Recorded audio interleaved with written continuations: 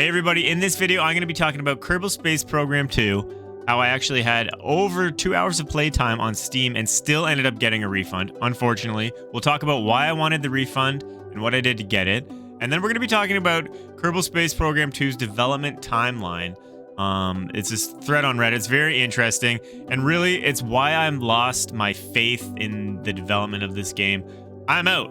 Until further notice, I'm out. So let's talk about that. I wanted to make a video when it first released, but I don't know. It just didn't feel right to make a video, and like the game was very buggy for me. I just remember starting it up, and first of all, it was in 1080, so that was a thing right there.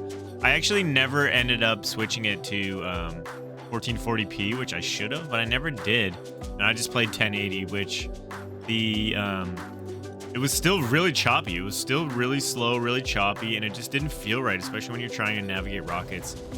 I had a lot of issues getting into orbit. I had a lot of issues. I mean, they don't have auto struts yet. I was strutting with normal struts, but it was kind of a janky mess. But the worst part for me, by far, was when I was trying to go to the MUN, the amount of issues I had with that orbit map and trying to select points and trying to figure things out, and that whole process was just so much more confusing and janky, and I literally could not get to the MUN. I couldn't do it.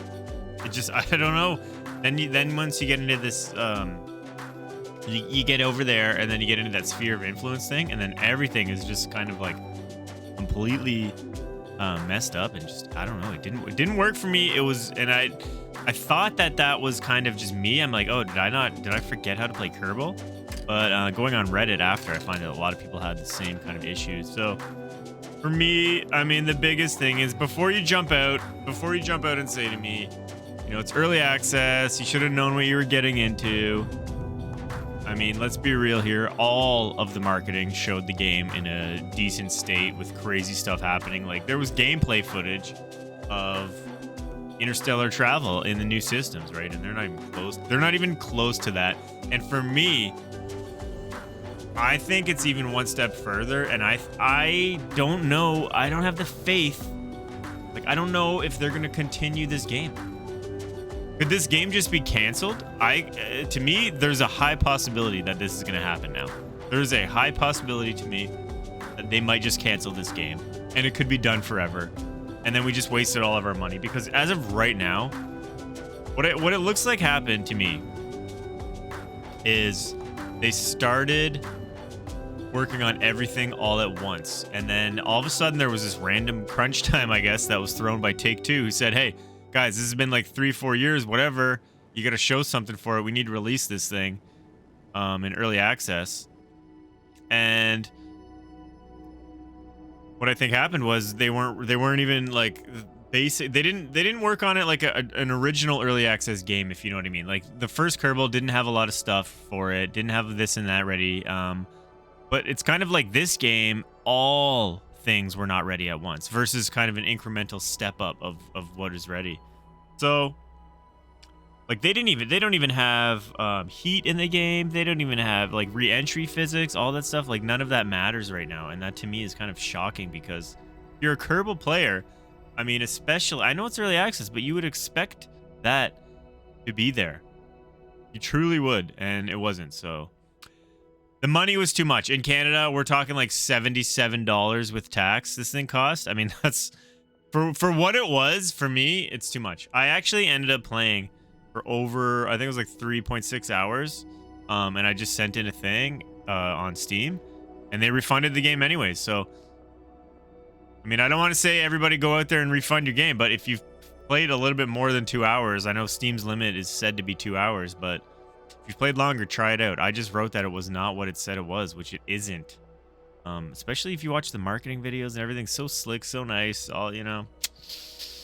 So for me, I'm out. And I want to take you guys through this development timeline that I found on Reddit, which kind of, and then it gets even crazier, right? It even gets crazier. So let's look at this. Take-Two, so in 2017, this is the timeline of kind of like how things went down. Take-Two purchases Kerbal Space Program from Squad. And then we see, let's go down here. Star Theory Games, then known as Uber Entertainment, releases Dino Frontier, which would be their last game. Uber Entertainment renames itself to Star Theory Games. Interesting. The cinematic trailer for KSP2 is released. Yes, exactly. 2019. That's crazy. With a release date of early 2020. Then we have November 8th, 2019. KSP2 is delayed for the first of many times to 2021. After a failed takeover attempt by Take-Two, development shifts from Star Theory to the newly founded Intercept Games. But 1/3 of development team, along with management, moves to the new studio. Star Theory Games becomes defunct. KSP2 is delayed again, citing COVID as a factor. Then it's delayed again to 2022. Then the earnings calls for Take-Two slates KSP2 is ready for fiscal 2023. Then we have in May 2022, timing update video on the YouTube channel gives a release of early 2023. And looking, it's obvious why. Yeah, it was not ready. Then we have, yes, the early access VDoc is uploaded to YouTube, setting off a concrete date of February 24th, 2023. However, it makes clear basically none of the main selling points of the game would be present on release and provides no timeline for their addition. That's the problem too. There's no timeline for the addition of the new features.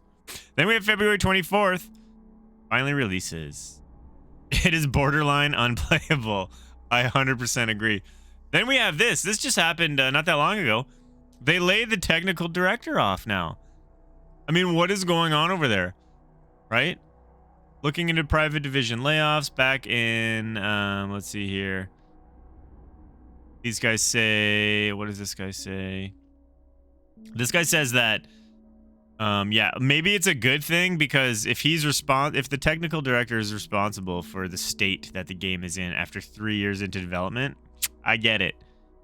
I can see why you would get rid of him. But then this guy says it looks like he was laid off. So, I mean, it's just such a mess for me. Like, the spirit of the first game is long gone. It's become a gigantic mess.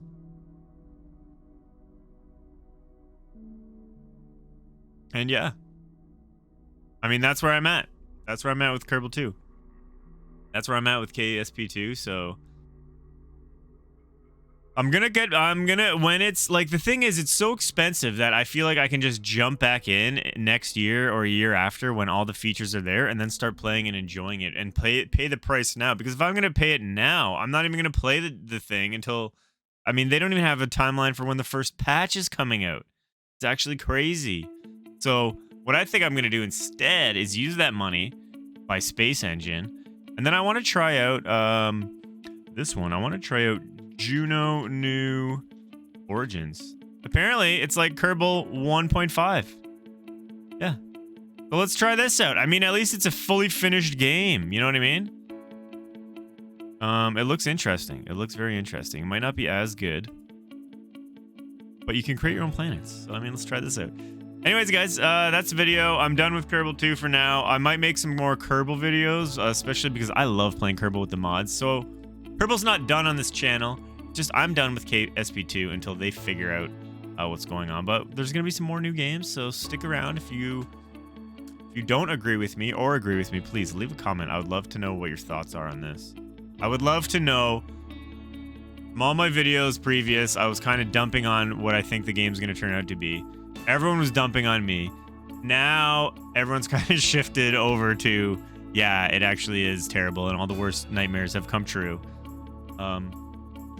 So I'd love to know where you are at now. Are you enjoying the game? Is it still possible to enjoy it?